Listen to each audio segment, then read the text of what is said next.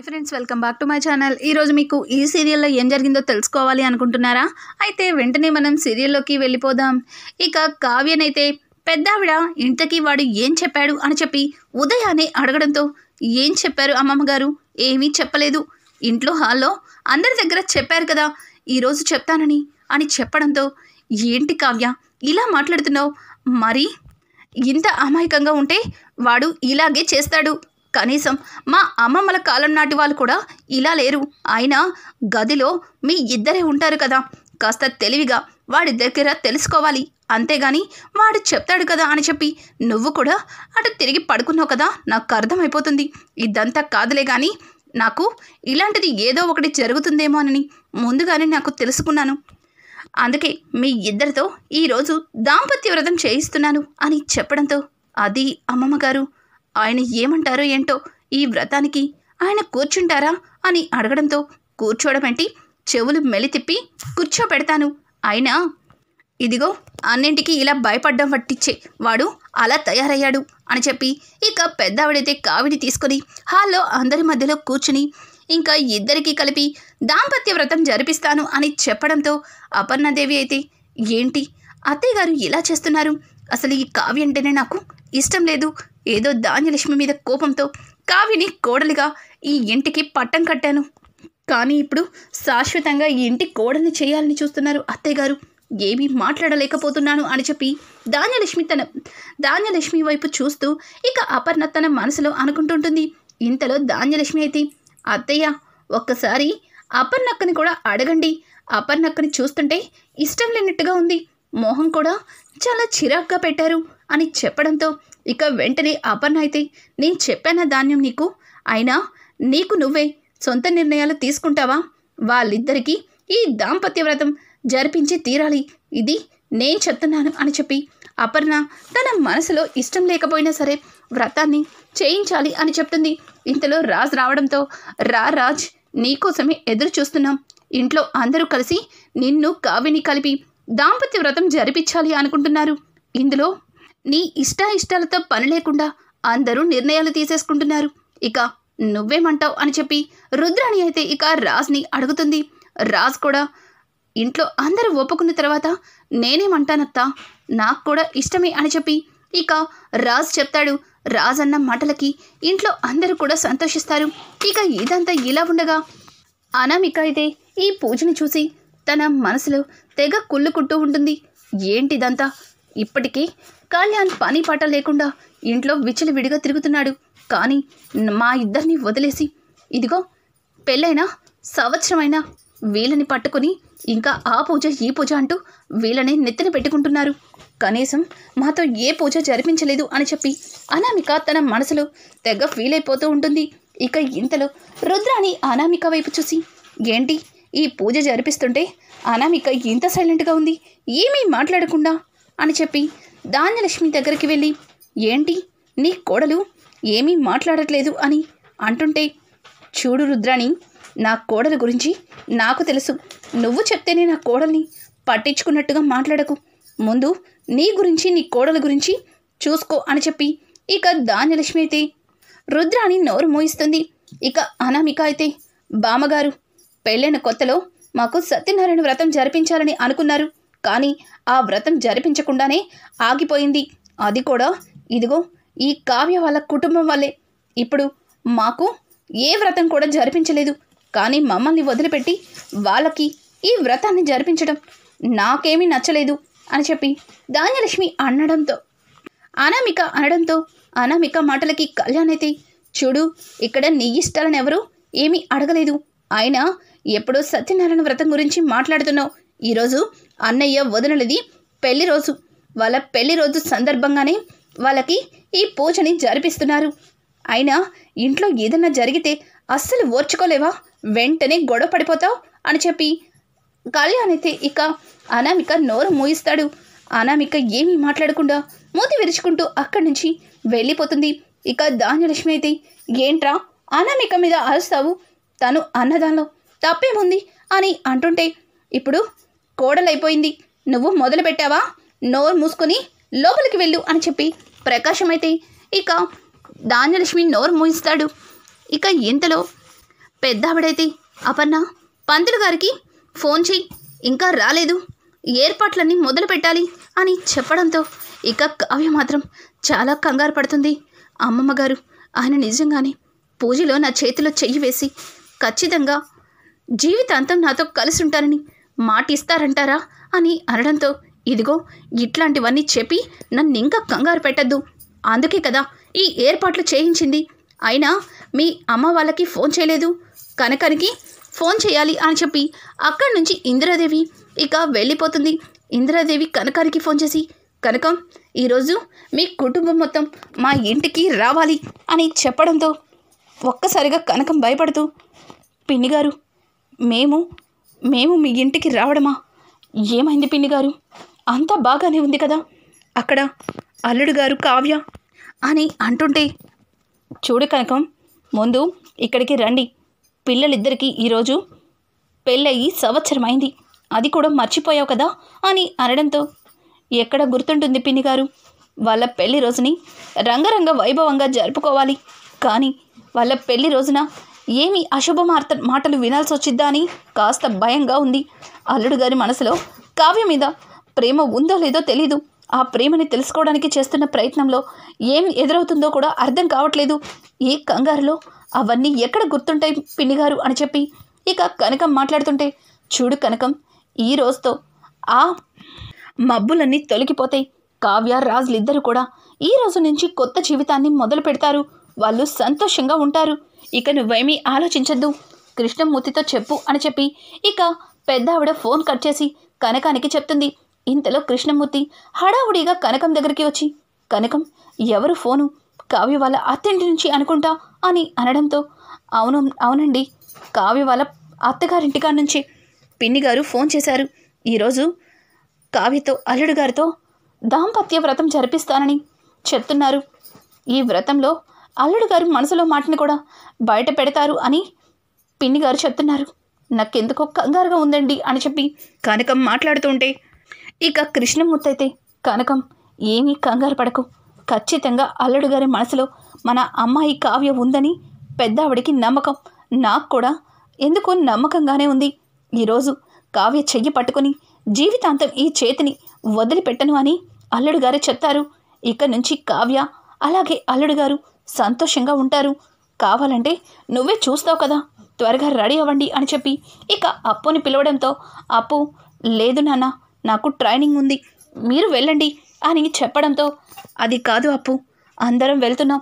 నువ్వు రాకపోతే అని అనడంతో ఇక పక్క నుంచి కనకమైతే, ఏవయ్యా, అక్కడికి అప్పు వస్తే మళ్ళీ ఆ అనామిక ఏమైనా గొడవ పెడుతుంది, వద్దులేయ్యా, అప్పు రాకపోవడమే మంచిది అని చెప్పడంతో, అవును నాన్న, నేను రాను, ఈ విషయంలో నన్ను ఇబ్బంది పెట్టకండి అని చెప్పి ఇక అప్పు అయితే తన ట్రైనింగ్ కోసం బయటకైతే వెళ్ళిపోతుంది.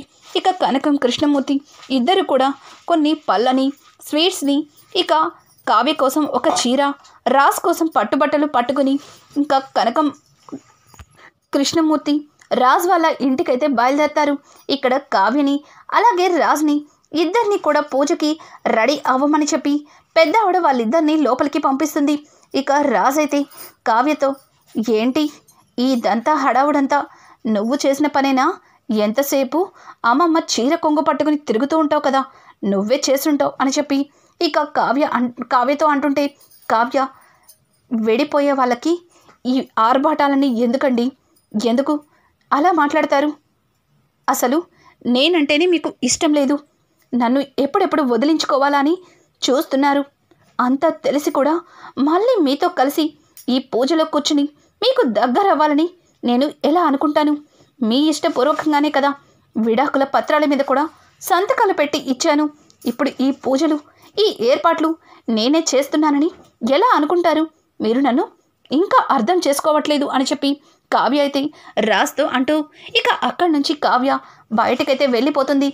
రాజ్, ఏంటి నిజంగా కళావతి నా నుంచి విడిపోవాలనుకుంటుందా అని చెప్పి రాజ్ అయితే తన మనసులో ఆలోచిస్తుండగా ఇంతలో తన అంతరాత్మ బయటికి వచ్చి, రేయ్, ఏంట్రా నువ్వు మరి ఇలా తయారయ్యో, తను నీకు ఇష్టపూర్వకంగా విడిపోవాలనే కదా విడాకుల పత్రాల మీద సంతకం పెట్టింది, మళ్ళీ తను విడిపోతుందా విడిపోదా అని కొత్తగా ఆలోచిస్తున్నావేంట్రా?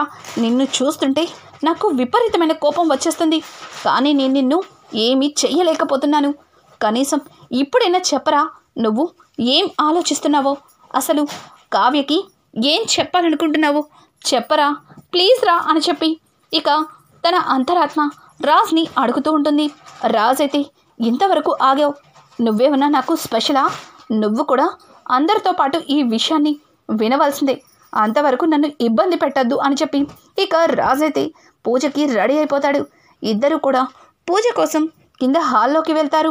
ఇంతలో పూజారి గారు, అమ్మా అన్నీ సిద్ధంగా ఉన్నాయి, అమ్మాయి అబ్బాయి వచ్చి పీటల మీద కూర్చుంటే ఇక నేను పూజ మొదలు పెడతాను అని చెప్పడంతో ఇక పంతులు గారికైతే ఇందిరాదేవి సైగ చేసి, నేను చెప్పిందంతా గుర్తుంది కదా, నేను ఎలా చెప్పానో అలాగే చెయ్యాలి, ఇది ఏమన్నా తేడా వచ్చిందో అస్సలు ఊరుకోను అని చెప్పి పెద్దవాడైతే ఇక పంతులు గారికి సైగలు చేసి చెప్తుంది. ఇదంతా కూడా ఇక రుద్రాణి చూస్తుంది. అమ్మేంటి పంతులు గారికి ఇలా సైగలు చేస్తుంది, ఈ వయసులో అమ్మ ఇలా చేస్తుందేంటి, చిచ్చి అని అనుకుంటూ, చి నేనేంటి ఇలా ఆలోచిస్తున్నాను, అమ్మ ఎందుకు పంతులకి సైగ చేస్తుంది, ఏదో చెబుతున్నట్టుందిలే అని చెప్పి మళ్ళీ అపర్ణ తన మనసులో అనుకుంటుంటుంది.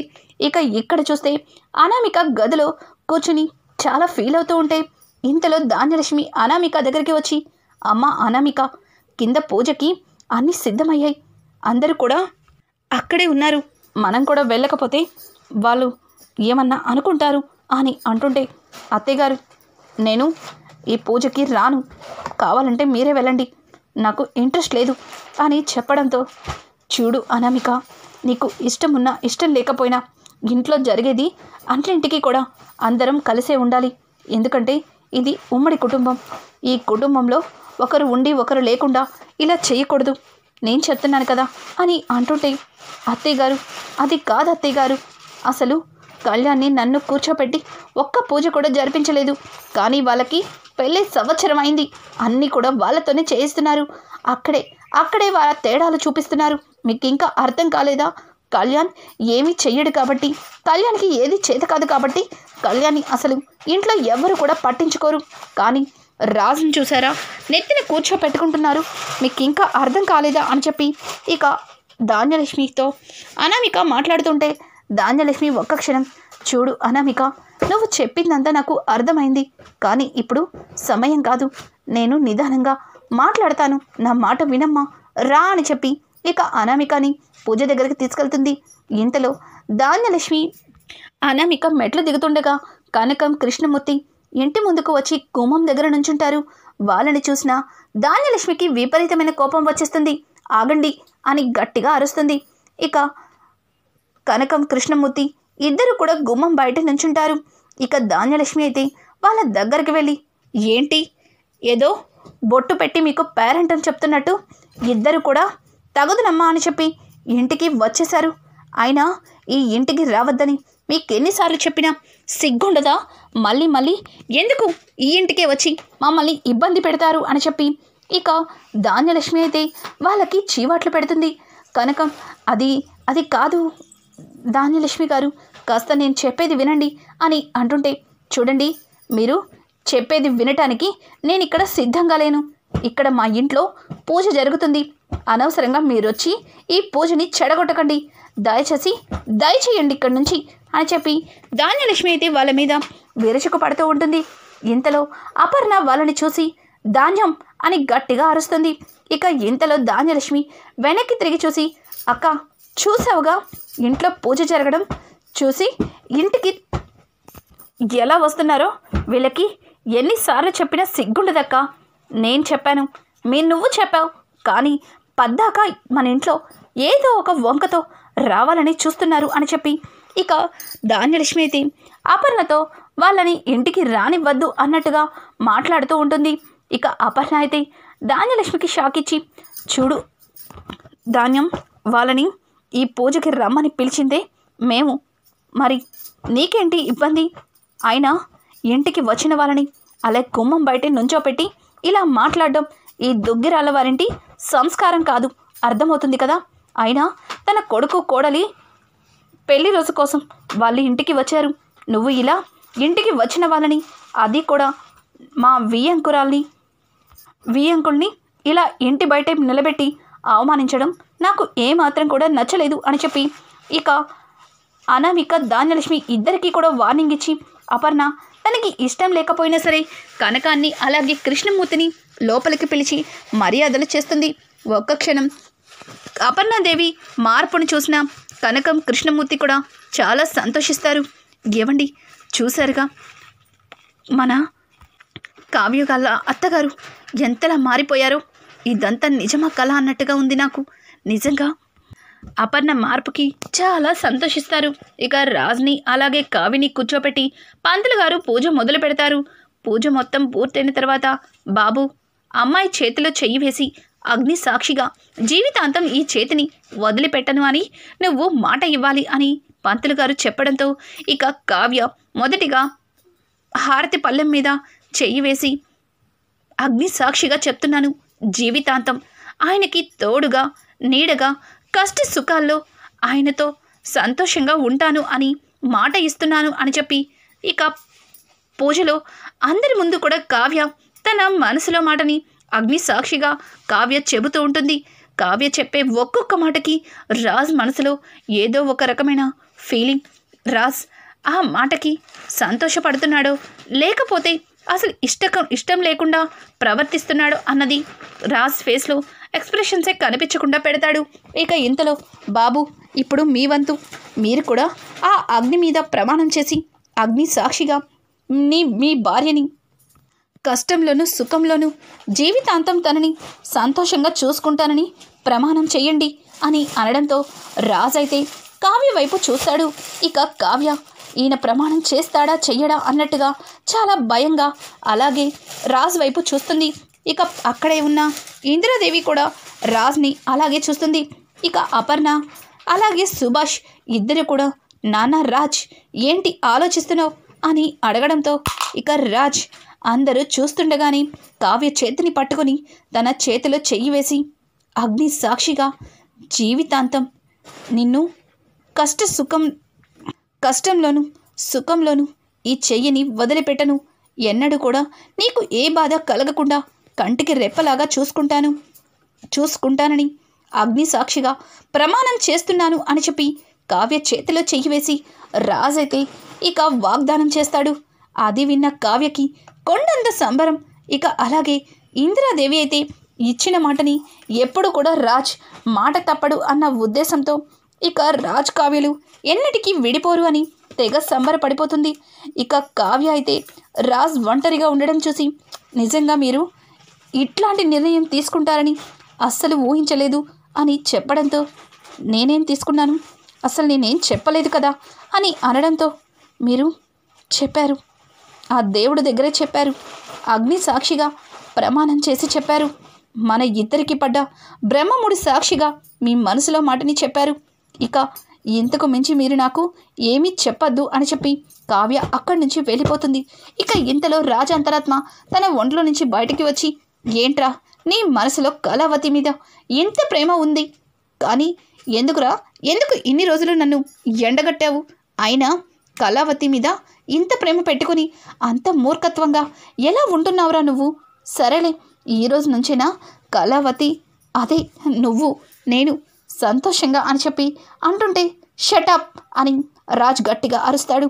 ఇక తన అంతరాత్మ ఏంట్రా మళ్ళీ ఏం కొత్తటి ఇస్తావు అని అంటుంటే చూడు ఇంతవరకు నేను నా మనసులో మాటనే చెప్పలేదు, అసలు నేనేమి చెప్పకుండా మీకు మీరే ఇట్లాంటి నిర్ణయాలు ఎలా తీసుకుంటారు, అయినా కళావతికి ఈరోజు నా మనసులో మాటని చెప్తాను, తను ఏ నిర్ణయం కోసమైతే ఎదురు చూస్తుందో ఆ నిర్ణయాన్ని కళావతికి చెప్తాను అని చెప్పి రాజ్ అక్కడి నుంచి వెళ్ళిపోతాడు.